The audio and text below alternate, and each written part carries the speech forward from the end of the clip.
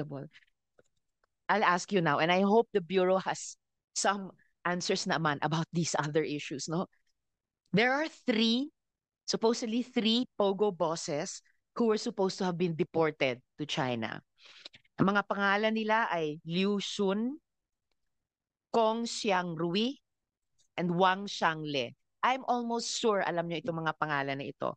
Sila po ay unang deportees after the raid of Riran's company where 4,500 Chinese Pogo workers were rounded up.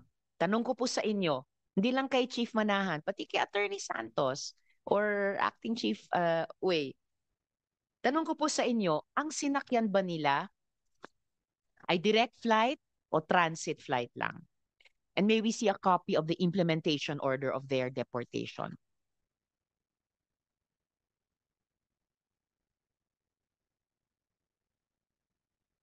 Si Attorney Santos. We will secure the copy, ma'am, and check on these names. But we would also like to reiterate the press release of Commissioner Viado regarding the transit flights. So our commissioner reiterated the requirements for deportation, which is the passport, the ticket, and the NBI clearance. For coordination with our partner agencies, we do that with regard to fugitives once they are declared as fugitives by their governments. So in this case, ma'am, we will retrieve the documents and update the committee. No, that was the first. Those three were the first deportees after the raid on reruns. Were not tens, not hundreds, but thousands of Chinese Pogo workers were rounded up. And those three bosses, Pogo bosses, were supposed to be deported to China. I think during this hearing, you can provide us a copy of the deportation order. Imposibleng wala yon. And very importantly, direct flight ba ang binook sa kanila o transit flight lamang yung sinakyan nila? Yes, Chief Manahan. Madam Chair, if I can recall, yung meron pong first three na dineport. Part of the reruns na 438. Yung ticket po nila, as I can recall, is Air Asia bound for China. Meron po yatang layover. Saan yung layover, Chief? I can't recall, but it parang Hong Kong, Madam Chair. Hong Kong. Itong tatlo, itong first three, itong sina Liu Xun, Kong Xiangrui at Wang Xiangle. Can you confirm that, Chief? Yes, ma'am. I'll go back to my record, Madam Chair. Pero po yung tatlong ito na claim to be bosses, actually, ma'am, 438 foreign nationals, we never have any information na may boss or bosses doon. So kung... But if you confirm na itong tatlo, sina Liu, Kong at Wang, ang tatlong unang dineport, they are reportedly Chinese Pogo bosses. May at least initial information sa kanila na ganon. Yes, ma'am. Whoever the agency reported na yun po yung mga bosses, we don't have any idea. Actually, ma'am, we arrest only. We're not particular on any classification or categories of the ranks ng mga inaaresto ng... So please send me the implementation order on the deportation of those first three. Yes, lalo na kung ma-confirm natin na sila sina Liu, Kong at Wang. Yes, Madam Chair. The three I named. Madam Chair, can I share something? Yes, please. The BI needs to share more. Right. Para maging kapaki-pakinabang itong hearing na ito. Yes, please proceed, Chief. First is the ticket. The usual deportation po, we secure assistance from the embassy to provide tickets. ito po yung mga challenges ng BI kung saan kukunin po yung mga tickets. Ngayon, there's a clamor to deport yung mga nahuhuli the soonest and the fastest time.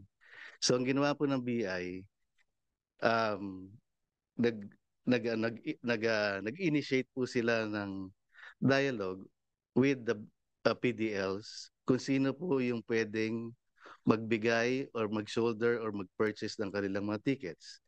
So January 8 po nangyari ito, matter of 2 weeks. Ito na po yung pinaka fastest deportation na nangyayari sa history ng BI, 2 weeks. At ang unang nagpa-deport is yung tatlo po yun na yun na kiniklaim to be boss or bosses. Siyempre, kung bosses sila, afford nila. Kasi kumita na sila ng malaki sa Pogo dito Yes, eh. Madam Chair. Actually, Pero yung mga PDLs pa ang tinanong kung pwedeng mag-shoulder ng tickets sila, hindi ba dapat may pondo ang BI para sa deportation na inuutos ng BI? Madam Chair, sorry to say, wala po. Kaya po Alright. yung mga challenges po ng BI, Mhm. wala po silang allocated funds for the tickets ng mga deportees. Madam Chair, also, um, the reason po na dineport itong tatlo, wala naman po silang ang Chinese embassy at that time wala pong minanifest na itong tatlong ito is fugitive or merong criminal offense sa China.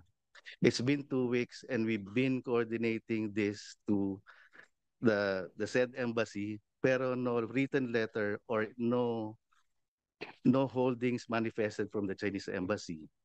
So, ang inimplement po natin dito is the Philippine law na to remove them the soonest time possible sa country as directed by the president during the time of the SONA to ban and cease and desist all operations and to remove them. And did those first three, lalo na kung sina Liu, Kong at Wang, actual ba silang nakarating sa China? Their destination supposedly upon deportation. Madam Chair, that we don't have any information in it. Why don't you have information? But why doesn't the Bureau have information? BI of the Republic of the Philippines orders deportation of 438 persons, including these three, who I think are the Chinese Pogo bosses I named.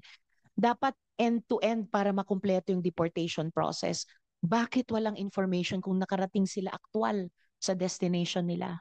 I can, if my chief legal can correct me, but my personal opinion to this is that our main objective is to simply remove them out of the country and implement the deportation. No, sir, I think even pending receipt of the copy of the deportation order, malinaw na removed from the Philippines but arriving in some other country.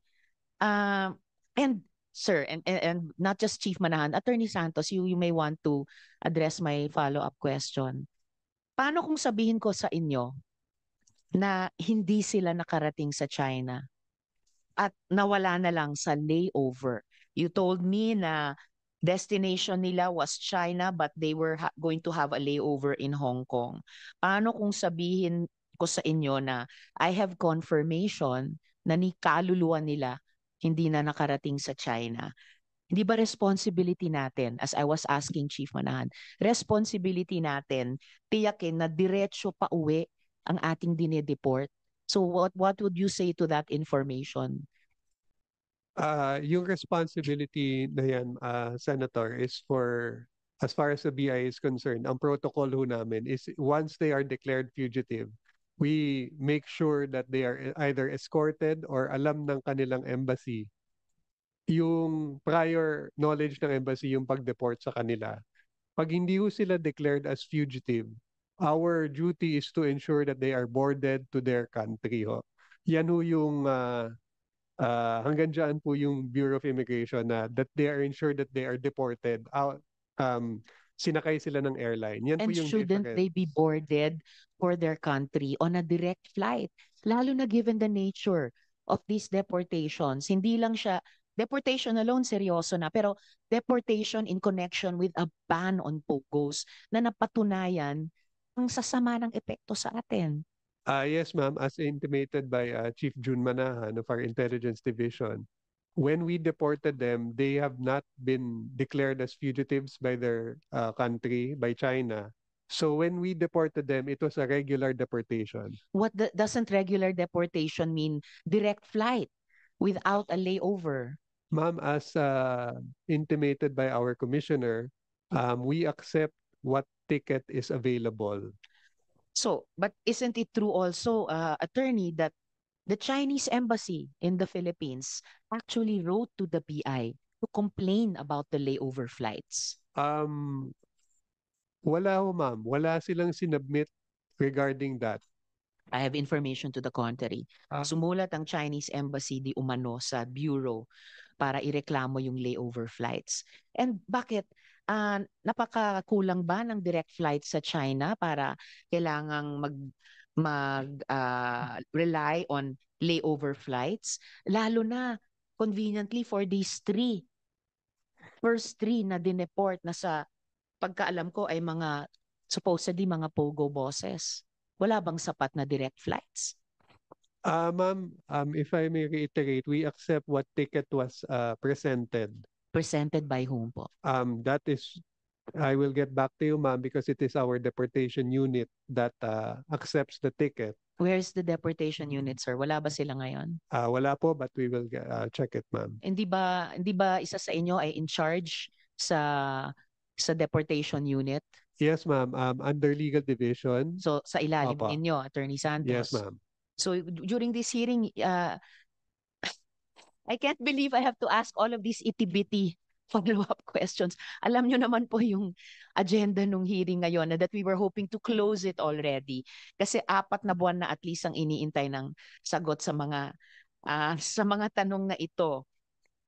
So can you, before this hearing adjourns, can you please inform the committee why we had to rely on transit flights for deportees who are related to the big POGO issue, including those first 3 na sa pagkaalam ko ay mga Chinese bosses. Ang deportation unit ba sa ilalim ng legal division ang responsable sa ganyang arrangements?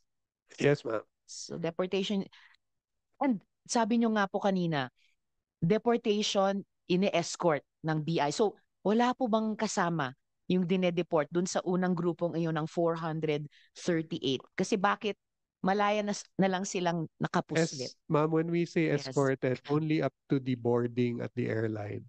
That's not escorting. Yun lang po talaga yung procedure ng deportation. No? So, sino magiging responsable to make sure they actually arrive at their destination, in this case, China, at hindi lang sila magdi-disappear into the crowd sa layover nila? Pagka ho declared as fugitive, that's when we ensure. But in this case, they are not fugitives.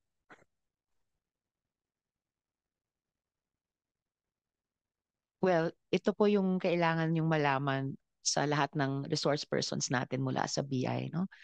They never arrived in China. I'm making that off record for the committee. Itong 3 na pinangalanan ko kanina, Liu, Kong at saka Wang, who I think are the first 3 na binanggit ni Chief Manahan na dineport sa kasama ng grupo na 438, they never arrived in China.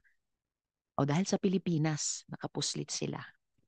What a shame, no? I mean, dahil sa atin, against whom they committed the most crimes, sa mga kababayan natin, nakapuslit sila. So, a deportation gone wrong, no? A simple and regular operation of the Bureau dapat hindi pa na-achieve ang objectives. Attorney Santos. Ma'am, if I may please clarify. Deportation means that we ensure that they are boarded out of the country and they are blacklisted not to be able to return unless their blacklist is lifted by the commissioner.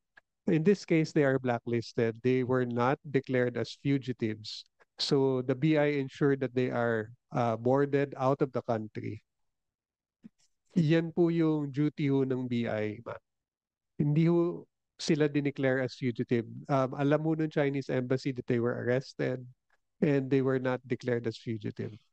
How convenient, no? Hindi sila na-declare na fugitive. And yet, I have that information also na actually nagreklamo ang Chinese embassy sa bureau tungkol in particular doon sa layover flights. Ma'am, wala ho sinubmit sila regarding that. Well, as I mentioned earlier, attorney, I have information to the contrary. So it's either the bureau or the embassy who is not telling the complete truth to the committee, unfortunately. So yes, Chief Manahan, before I Madam Chair, as far as I can recall also, there's a letter sent by the Chinese embassy Yeah. to the Bureau of Immigration. Mm. Pero it's an appeal, Madam Chair, to hold the deportation process for the Chinese nationals as much as we can. So they can charter the flight of the remaining 100 plus, Madam Chair, to China. Sa part naman po ng immigration, Madam Chair, ang sinabi po natin sa Chinese embassy at that time, we will continue deporting these foreign nationals as much as we can. Kasi po yun ang objective ng BI to fast track all the deportation process. In fact, Madam Chair, sa 438 na yon, more than half already deported ng BI.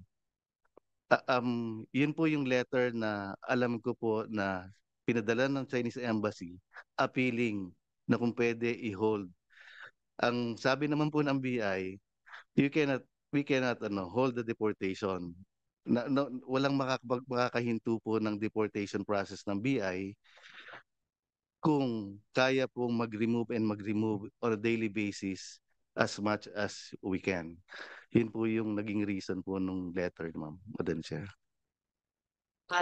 Salamat para doon, Chief Manahan. But we still have to complete the picture and the communications dahil parang hindi pa rin nagbabangga between PI, which is part of our republic, and the Chinese embassy, which is of another government. Attorney Santos. If I may also share regarding, I'm reviewing my communication with the Deputy Police Attaché of the Chinese Embassy.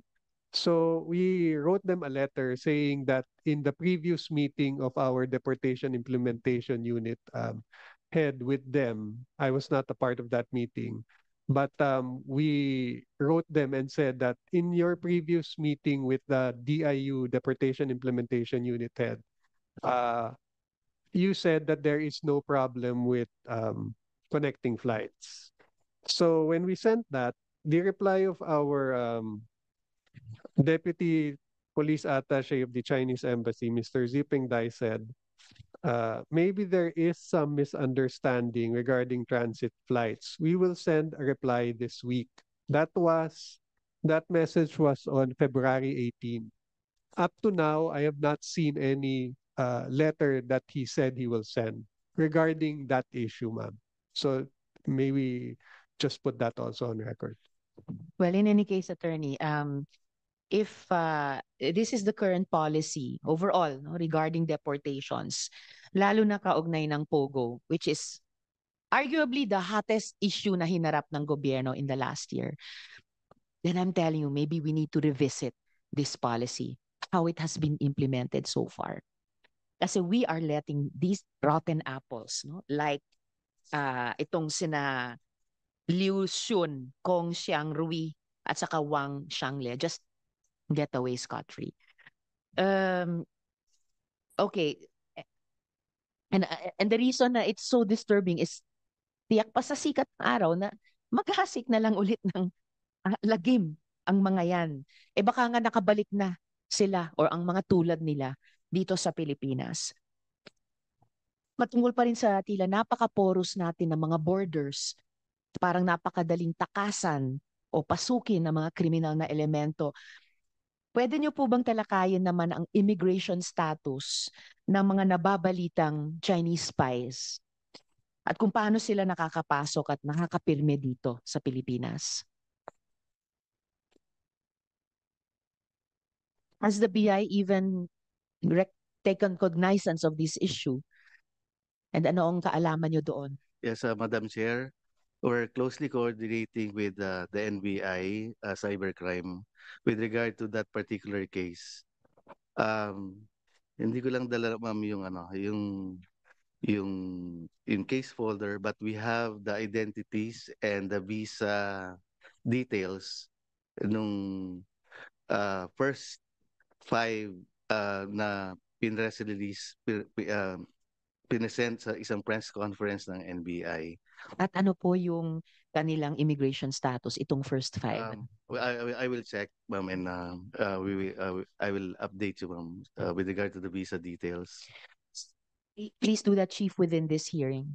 Yes, Madam Chair. And Thank you. habang may criminal charge filed case dun po dun sa 5 for espionage, yun din naman po ang aming kinukumit sa NBI na sasampahan din ho namin ng immigration violation and charge. So both administratively and criminally charged po yung magiging violation and offense ng 5 subjects or involved sa espionage. Sino po yung BI officer or personnel na tinutukoy nyo? No, NBI, ma'am, And- in charge sa case. Now, you mentioned something about that you will investigate or implement disciplinary proceedings. Just your previous statement. As it's the 5 subjects, ma'am, na involved sa espionage in foreign nationals. While the criminal case is ongoing, we will also file immigration violation charges against these 5. Against these 5. All right. And mamaya